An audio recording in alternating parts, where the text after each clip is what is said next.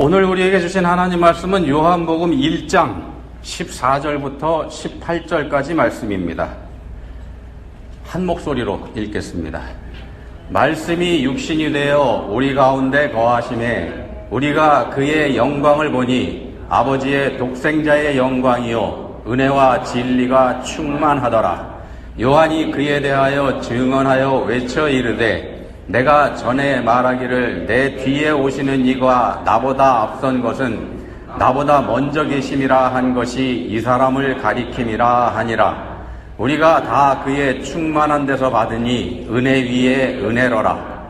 율법은 모세로 말미암아 주어진 것이요 은혜와 진리는 예수 그리스도로 말미암아 온 것이라. 본래 하나님을 본 사람이 없으되 아버지 품속에 있는 독생하신 하나님이 나타내셨느니라. 아멘.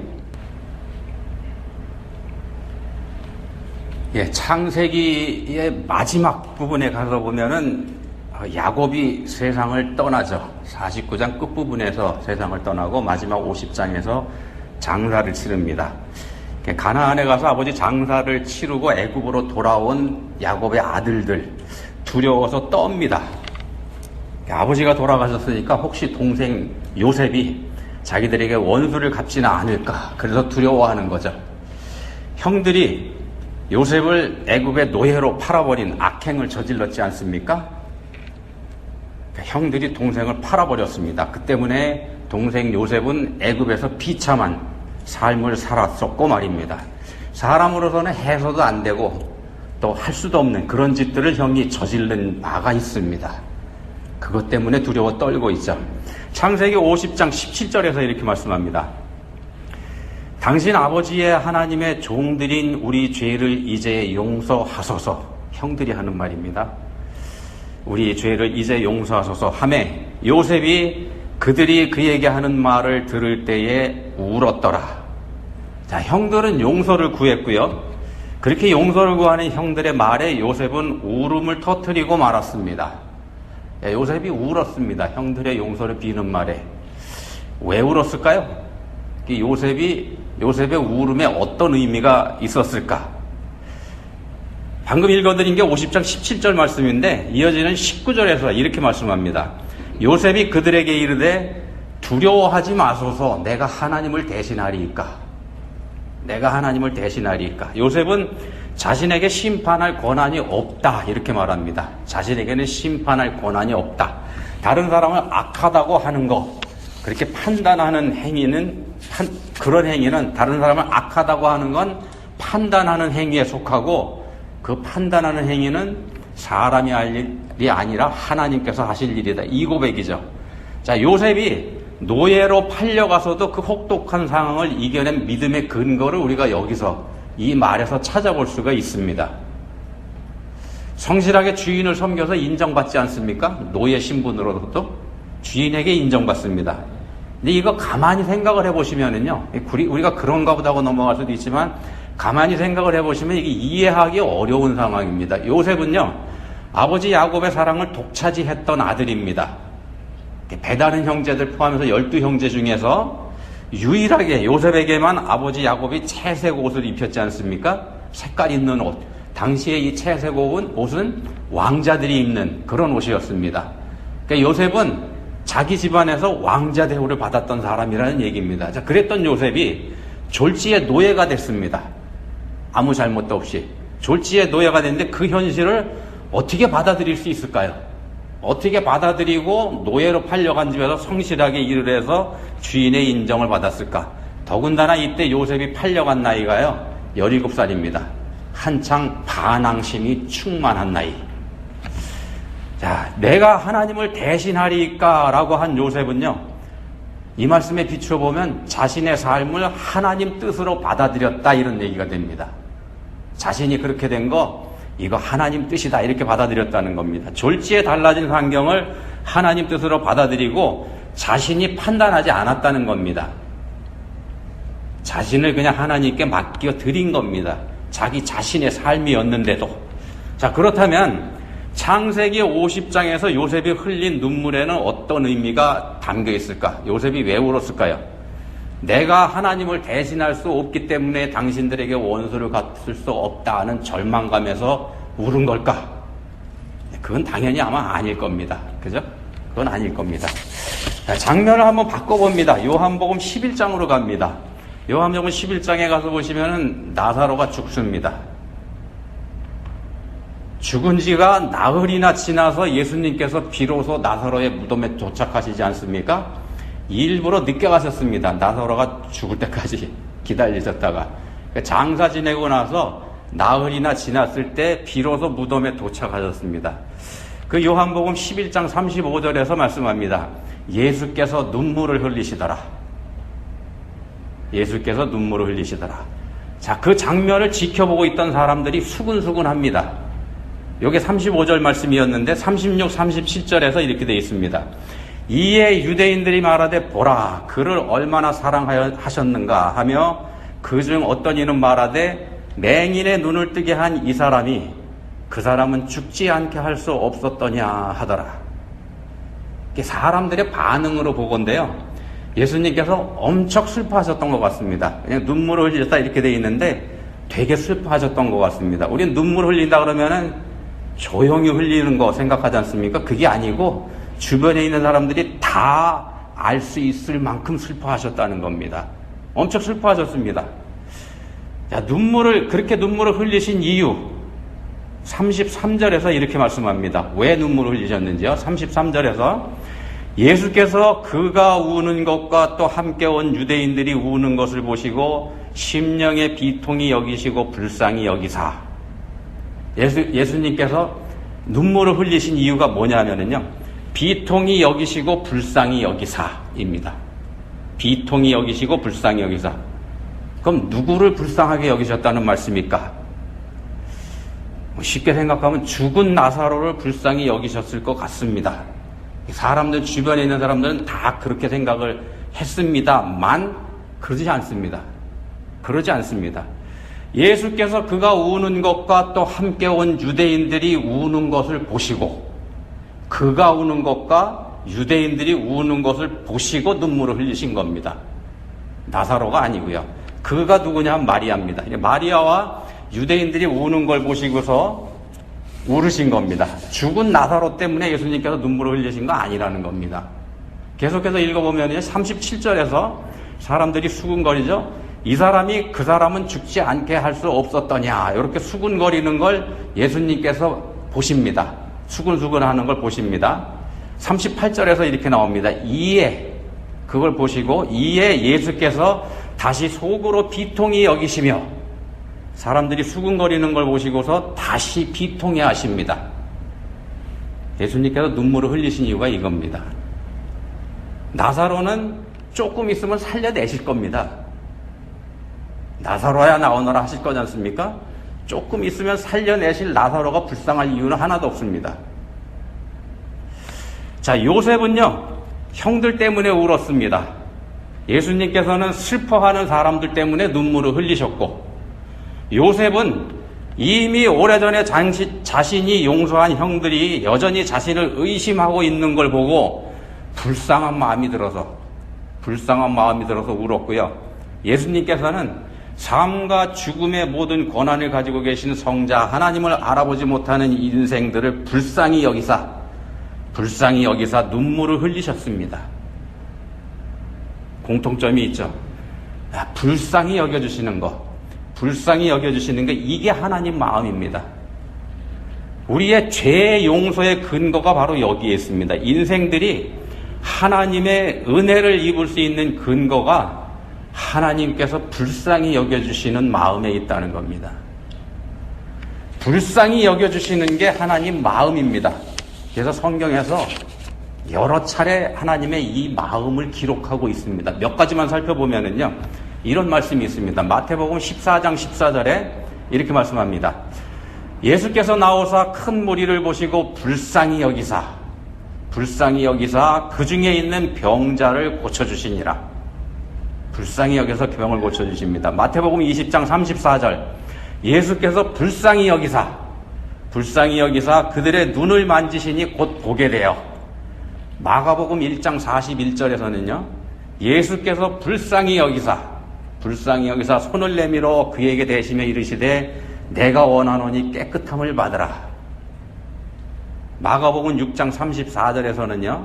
예수께서 나오사 큰 무리를 보시고 그 목자 없는 양 같음으로 인하여 불쌍히 여기사 이에 여러 가지로 가르치시더라. 가르쳐 주신 이유도 불쌍히 여기셨기 때문입니다. 누가복음 7장 13절부터 15절에서는 이런 말씀을 합니다. 주께서 과부를 보시고 불쌍히 여기사 울지 말라 하시고 이르시되 청년아 내가 네게 말하노니 일어나라 하시며 죽었던 자가 일어나 앉고 말도 하거늘. 오늘 본문 말씀에서요 중심 단어를 제가 은혜로 뽑았습니다. 은혜를 중심 단어로 뽑았습니다. 14절에 보시면 말씀이 육신이 되어 우리 가운데 거하심에 우리가 그의 영광을 보니 아버지의 독생자의 영광이요 은혜와 진리가 충만하더라. 이렇게 말씀하고요. 16절에서는 우리가 다 그의 충만한 데서 받으니 은혜 위에 은혜로라. 이렇게 말씀합니다. 14절과 17절에 보시면은 은혜와 진리라는 표현이 들어가 있고 16절에는 은혜 위에 은혜가 있습니다. 이 은혜가 예수 그리스도 우리 주님이십니다. 은혜가 주님입니다. 예수님이 은혜 그 자체입니다. 하나님께서 우리 인생들을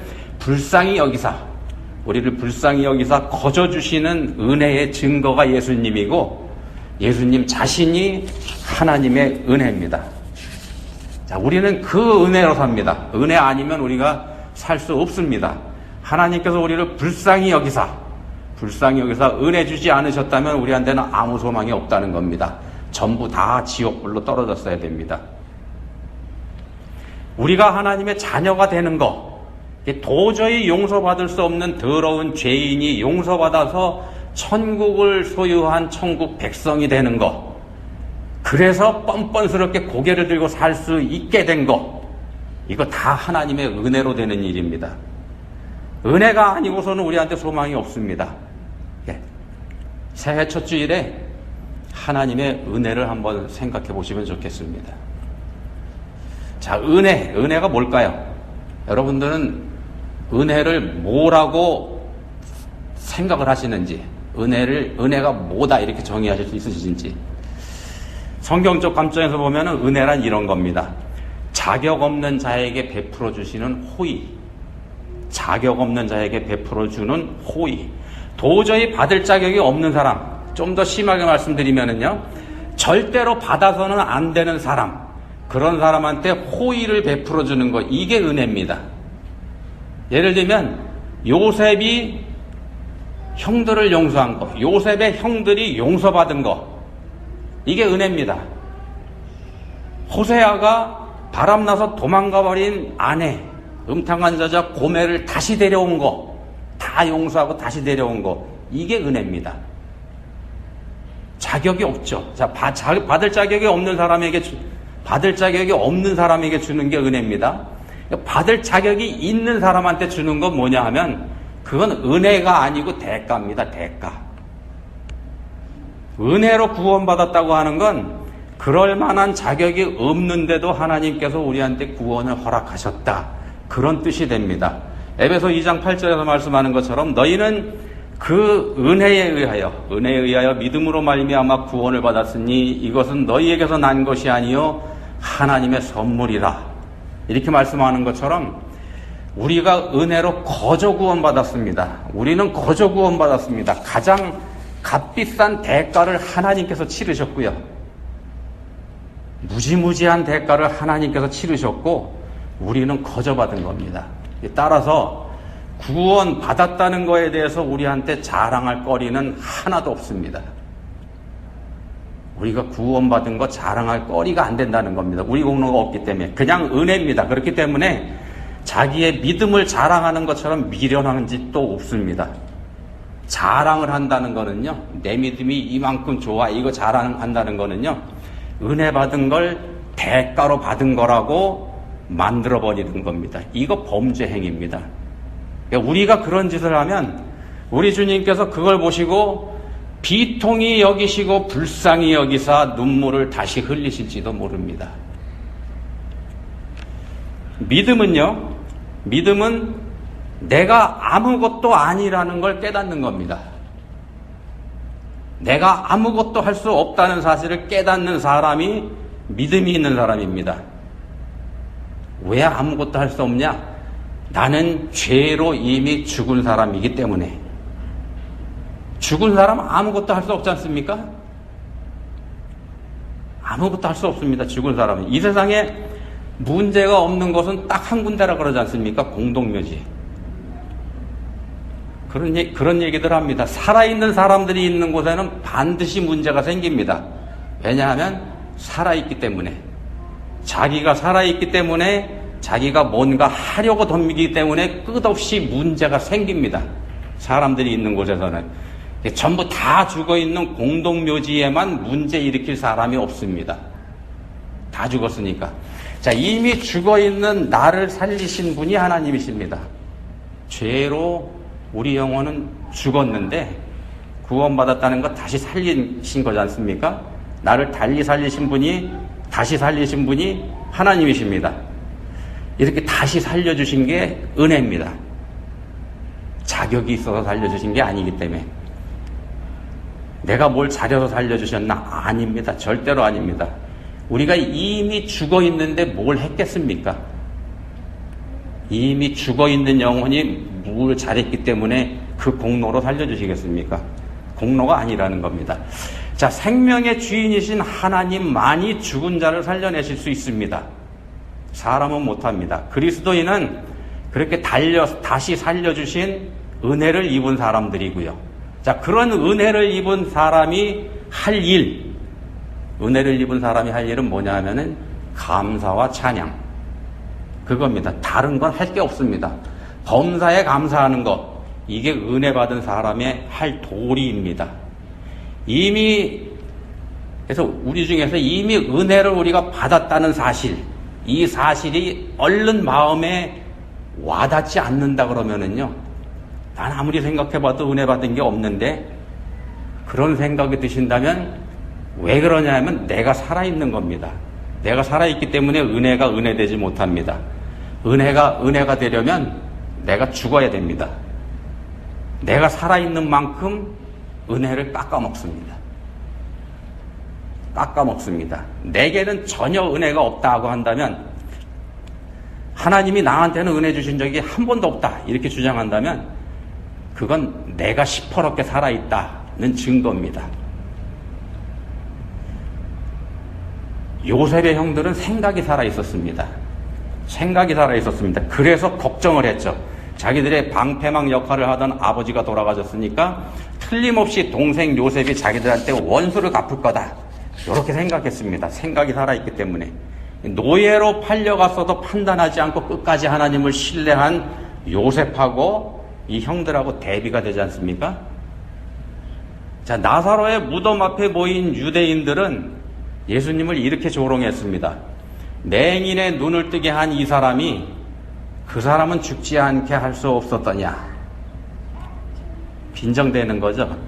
자, 은혜는 죽은 자에게 주어지는 것을 알지 못했기 때문에 이런 말들을 하게 됩니다.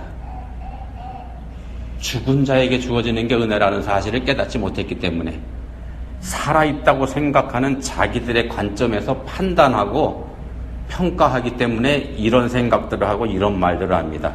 죽은 나사로는요, 은혜로 다시 생명을 얻었지만 살아있는 유대인들은 판단을 함으로 해서 은혜에서 멀어져 갔습니다. 이 사람들이 어떻게 했습니까? 결국 은혜이신 예수님을 십자가에 못 박아 죽여버렸지 않습니까?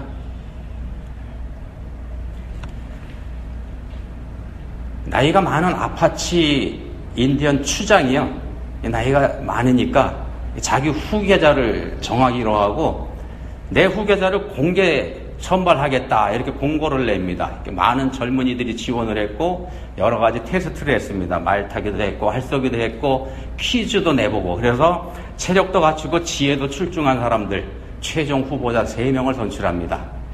3사람을 딱 보니까 야, 이거 누가 돼도 괜찮은 그런 인물들이 뽑혔습니다. 이 셋 중에서 하나가 이제 다음 추장이 될 겁니다. 하나를 선택해야 되는데 선택하기 위해서 마지막으로 추장이, 나이 많은 추장이 젊은이들한테, 3사람한테 지시를 합니다. 우리 지역에서 제일 멀리 보이는 저 높은 산, 거기까지 한번 갔다 와봐라. 3사람이 갔습니다. 1번 젊은이, 첫 번째 젊은이가 그 산에 가서 꽃 한 송이를 가지고 왔습니다. 자기네 동네에는 없는 꽃입니다. 그러니까 갔다 왔다는 게 입증이 되죠. 2번 젊은이, 두 번째 젊은이는 처음 보는, 동네 사람들이 처음 보는 반질반질한 돌을 그 산에 다녀온 증거로 제치를 합니다. 3번 젊은이, 세 번째 젊은이는 빈손으로 왔습니다. 아무것도 안 가져왔습니다. 추장이 물어보죠. 넌 뭘 가져왔냐? 그러니까 이 젊은이가 이렇게 대답을 합니다. 한번 잘 들어보십시오. 저는 저 산의 정상에 올라 산 저편에 아름답고 기름진 땅을 보고 왔습니다. 거기에 있는 우리의 미래를 가지고 왔습니다. 오늘 2022년 새해 첫 주일입니다. 거저 베풀어 주시는 은혜로 하나님의 자녀가 된 우리들이 하나님 앞에 이렇게 감사 예배를 드리고 있습니다. 우리가 어떤 마음을 가지고 이 새해를 살아야 되겠습니까? 본문 16절에서 은혜 위에 은혜라는 말씀을 합니다. 은혜 위에 은혜. 은혜 대신의 은혜라고도 번역이 됩니다. 은혜 대신의 은혜. 모세를 통해서 주신 율법, 이 율법도 은혜입니다. 은혜로 주신 겁니다. 하나님의 백성으로 택함 받은, 그러니까 은혜 입은 사람들에게 복된 삶의 비결, 그 비결을 가르쳐 주신 게 율법입니다. 이 율법이라는 은혜를 하나님께서 주셨습니다. 구약 이스라엘 백성들한테. 그렇지만 구약 성경을 통해서 우리가 보는 것처럼 하나님의 백성들인 그 이스라엘 사람들은 율법과 함께 사는 일에 실패합니다. 왜 실패했을까요? 자기들이 살아있었기 때문에. 자기들이 살아있었기 때문에 각기 자기 소견에 옳은 대로 살았고, 그렇게 살다 보니까 율법이 은혜가 되지 못한 겁니다. 실패했습니다. 그래서 그 은혜 대신에 또 다른 은혜가 우리에게 왔습니다. 받을 자격이 전혀 없는 더러운 인생들한테 은혜 위에 은혜, 은혜 대신의 은혜를 더하셨습니다. 실패한 것 대신해 주신 은혜입니다. 십자가에서 우리를 구원하신 예수 그리스도, 진리이신 주님이 우리의 은혜입니다. 자, 그리스도인의 새해 삶은요, 우리들의 새해 삶은 그 은혜를 바라보는 게 돼야 됩니다. 은혜를 바라보는 삶이 돼야 됩니다. 은혜를 다시 찾는 삶이 돼야 됩니다. 내가 살아있음으로 해서 잃어버렸던 것, 어떻게 다시 찾을까요? 그냥 은혜 받았다는 증거로, 그저 은혜 받았다는 증거로 시들어버릴 꽃을 가슴에 품고만 있다 그러면 그거 얼마 못 갑니다. 시들어버렸다고 하면서 원망할지도 모르고요. 세상의 화려함과 영광만 쫓는다면 그렇게 됩니다. 반질반질한 조약돌은 시들어버릴 것보다는 나은 것 같습니다만 그것도 영원한 건 못 되죠. 실속을 쫓는 것도 한계가 있다는 말씀입니다. 자, 그리스도인의 시선은, 우리들의 시선은 영원하신 우리 주님을 바라봐야 됩니다. 이 세상 것 너머에 계신 영원하신 주님을 바라보는 그런 삶이 돼야 됩니다. 어떤 게 그런 삶인가? 가장 쉬운 방법은요, 말씀과 항상 함께하는 것. 말씀과 항상 함께하는 겁니다. 한 해를 시작하시면서 말씀과 함께하는 삶을 다짐해 보시기 바랍니다. 찬양과 함께하는 삶도 시작해 보시기 바랍니다. 자격 없는 자에게 베풀어 주신 은혜, 이미 죽어있는 자를 다시 살려주신 은혜, 그 은혜를 품고서 살아보시기 바랍니다. 그러면 하나님께서 함께 하실 겁니다. 기도하시겠습니다. 하나님 아버지, 혼란스러웠던 2021년을 저희가 주님의 은혜로 견뎌냈습니다. 이제 시작하는 2022년 새해, 저희에게 은혜가 넘치는 해가 되기를 소원합니다. 이미 저희에게 넘치도록 부어주신 은혜까지 저희가 믿음의 눈으로 다시 볼 수 있게 해주시기 원합니다. 저희를 불쌍히 여기사 은혜로 살 수 있는 믿음의 은혜 주시기 원합니다. 예수님 이름으로 기도합니다. 아멘.